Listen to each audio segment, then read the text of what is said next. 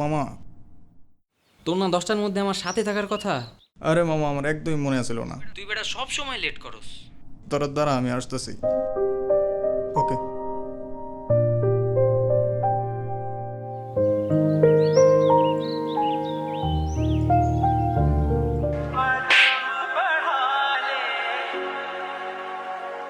একের পর এক হামলায় দিশেহারা ইসরায়েল যুক্তরাষ্ট্র, ওয়াশিংটনের মূল প্রতিরক্ষা রাডার বিধ্বস্ত। কোটি টাকা ইনকাম করো তাতে আসে যায় না, প্রত্যেক দাঁড়িতে 50 করে গোস্ত কম দিয়েছ, এখন ক্ষমা নেও দেখি। কিয়ামত পর্যন্ত তওবা করলে এই পাপ ক্ষমা হবে না।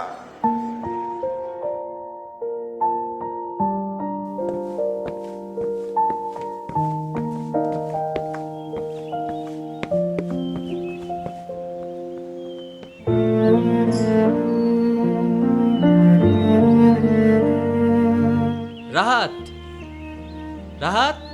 এ মামা একটু দাঁড়া, আইতেছি। আচ্ছা ঠিক আছে। আম্মরে বলে দিও যাতে পর্দা ছাড়া বের না হয়, বলে দিও কিন্তু। না রে মামা, একটু লেট হয়ে গেছে রে। এটা কোনো কথা বেটা? কয়টা বাজে দেখছস? মামা একটু ঝামেলায় ছিলাম।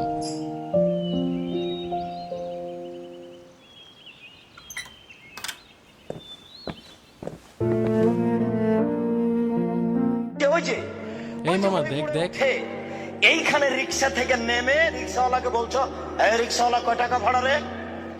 40 টাকা। হ্যাঁ বেটা, 20 টাকা।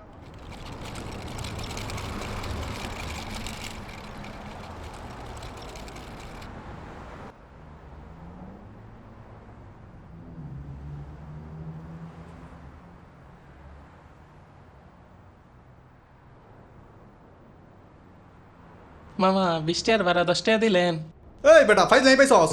10 টাকার ভাড়া 20 টাকা চাস? রোজার মাসে বাট পাই শুরু করে দিছস। একেবারে থাপ পায় সবটি দাঁত ফালাই। এই সবুজ করস কি? রোজার মাসে রাস্তায় এগুলা কি শুরু করছস? থাম। কোন দে মামা, অটো রিক্সার ভাড়া পায়ে রিক্সা দিলে হইব? এই তুই যা তো, সর।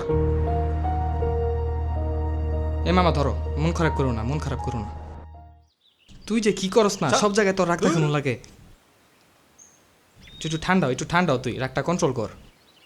এখন ওই বিষয়টা কি দিয়ে কি করবি? আমি তো কিছুই বুঝতেছি না। আমার তো বলে নাই। আচ্ছা যাই হোক, ওটা ভাইবা দেখতে ওই হইব। যে আসসালামু আলাইকুম। ওয়ালাইকুম আসসালাম, কি অবস্থা? এই তো। এই যে আইছে একজন। তুই তো আমার লগে থাকতে থাকতে পুরো মূল হয়ে যেতেছস। এই বেটা কি করস? আয়। কিছু মনে করিস না, একটু ফেড আপ হয়ে আছে। কি রে, তুই ওর সাথে রাগ দেখাস কে? ওই আবার কি করলো? ওই তো তোরা সালামি দিল। যা সর। আইছে কেন দিতে? আরে বুঝলাম না ভাই। আরে বাদ দে, আয় ব। কত এত রাগ দেখালে দুনিয়া চলে? আরে বাদ দে তো। তুই ওর কথা কিছু মনে করিস না তো?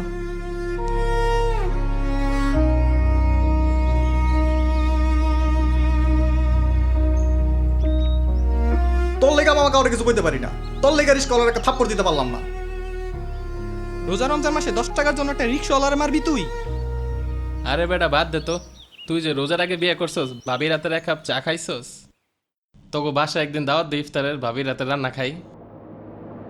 আর অর্ণব, এই অর্ণব, তুই তো মিউট হয়ে গেলি কেন? তোদের সাথে থেকে থেকে আমি অন্য ধর্মের হয়েও সালাম দেওয়াতে নাকি মোল্লা হয়ে যাচ্ছি। আর তোরা তো নামে মুসলিম। এই কি করলি তুই? হ্যাঁ, এই সবুজ, আর তানবীর তুই সবুজকে রোজার ফজিলত আর ভালো ব্যবহার শেখাচ্ছিস। তোর পায়ের দিকে খেয়াল করে দেখেছিস? তোদের ধর্মে নবী সাল্লাল্লাহু আলাইহি সাল্লামই বলেছেন যে পুরুষদের জন্য টাকনুর নিচে কাপড় পরা হারাম। আর এটা বৈজ্ঞানিকভাবে প্রমাণিত যে এতে হরমোনজনিত ক্ষতিও হয়। তুই নিজে সুন্নাহ মানতেছিস না, তোর প্যান্ট ফ্লোর ঝাড়ু দিচ্ছে। তুই আসছিস আরেকজনকে ধর্ম বোঝাতে।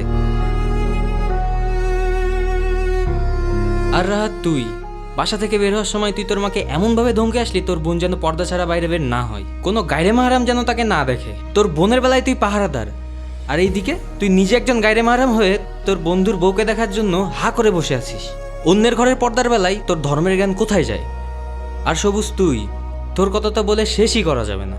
তুই সকালবেলা শুয়ে শুয়ে একটা স্কলারের ভিডিও শেয়ার করলি। টপিক ছিল কি? বান্দার হক। আর এদিকে তুই সকালবেলা আসার সময় রিক্সাওয়ালার ঘামের 10 টাকার হক মারার জন্য তুই তাকে গালি দিলি, তার গায়ে হাত তুলতে গেলি। তোর ফেসবুকের ইসলাম আর বাস্তব জীবনের ইসলামের মধ্যে তো আকাশ পাতাল তফাৎ রে ভাই। এখন তোরাই বল, তোদের এই ডাবল স্ট্যান্ডার্ড দেখে আমি তোদেরকে কেন নামে মুসলিম বলবো না রে ভাই?